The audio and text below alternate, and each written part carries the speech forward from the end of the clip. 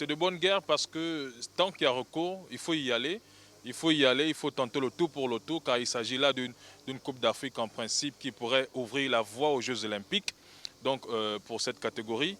Mais il faut dire que d'une manière élégante et pour dire vrai, la Fédération gabonaise de football évoque une erreur administrative, mais ce fut le cas également pour le Congo-Kinshasa avec le cas Kanga-Gelor, rappelons-nous.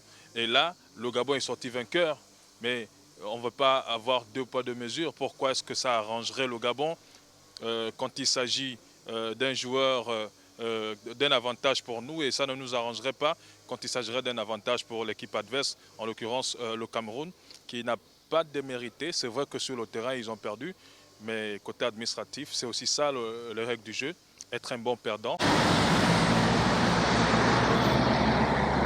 Et c'est tout à fait logique et légitime que le Cameroun se qualifie, si tant est que le Gabon a fraudé en mettant en place ou en alignant un joueur qui n'était pas éligible pour ce type de rencontre.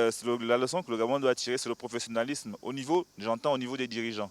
Au niveau des dirigeants, parce qu'il n'est pas concevable qu'on ait une fédération et que la fédération ne sache pas quel est l'âge de ses joueurs. Il faudrait que le Gabon reprenne sa place parce que être disqualifié alors qu'on avait déjà été, en fait le Gabon était déjà qualifié, c'est pas, ils ont fait un chemin, donc il faut tout faire pour retrouver la qualification en fait, la place qu'ils ont perdue. FOUF doit mettre plus de rigueur sur les démarches administratives par rapport à leurs joueurs. Donc il faudrait mettre un peu plus de rigueur, vérifier tout ce qui se fait avant de l'envoyer au niveau de la CAF.